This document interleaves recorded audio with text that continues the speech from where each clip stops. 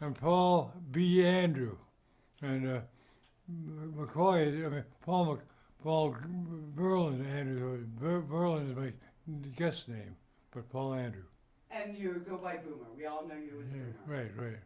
And so you founded in 1958. You founded the Monterery Rugby Tournament. 1959. Yeah. 1959. Yeah. Why? Well, we wanted to keep the game going, and we loved the game, and so we got a 1959 we had this rugby tournament, and about 8 players at that time, five all going south in L.A. and up in the Bay Area, and that was the first tournament.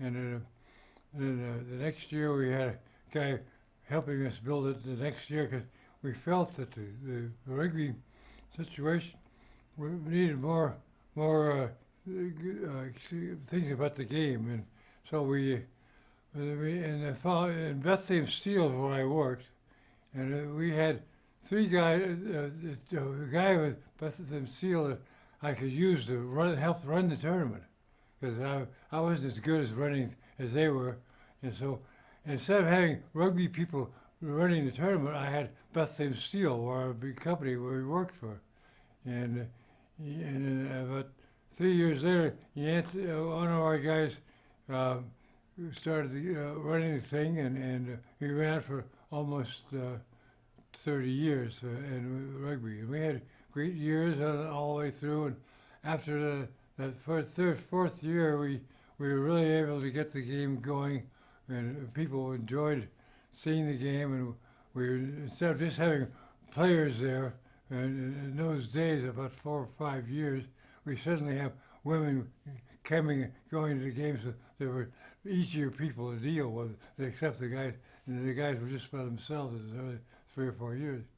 But it became a rugby tournament in Pebble Beach for 40 years, actually. It was a great rugby situation. So that is the first rugby tournament founded in America. Well, that was the rugby tournament for Pebble Beach, yes. It was really a first team. It was really a national thing that they had probably before back east and other places. I think that the East Coast now, back east, they probably played it there about the same time, but I don't think they had a tournament like we did. They'd have a tournament in some other country south, and they practiced there, I think. And it became the national championships were declared at that tournament. That's what it was. It first started. That's right, and it went on for 40 years, and then suddenly things have kind of changed in those days too. We didn't have the tournament until after that, but it was great years. I think it did a lot for the game. Well, I thought it did anyway. And it certainly was. How many teams came to play at the tournament at the later years?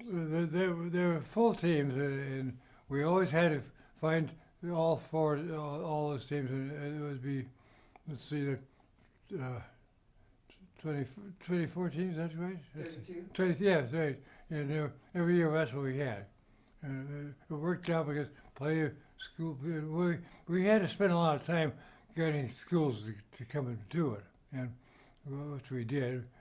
First of all, it was high school, college guys like Cal, Stanford was at Cal didn't play it for that game. They didn't want to have it there, so it was other schools and colleges in L.A. and in the Bay Area were the ones that started it, and they were the best players. Stanford won the tournament 8 times at the team. Cal wouldn't put a team in there in those days until much later on. And then it became other schools all over the country, all over the world were in the tournament. And we had some good teams in those days. And rugby, you couldn't tell where it was, but there were great teams all over New Zealand, Australia, England. Teams were all over the country.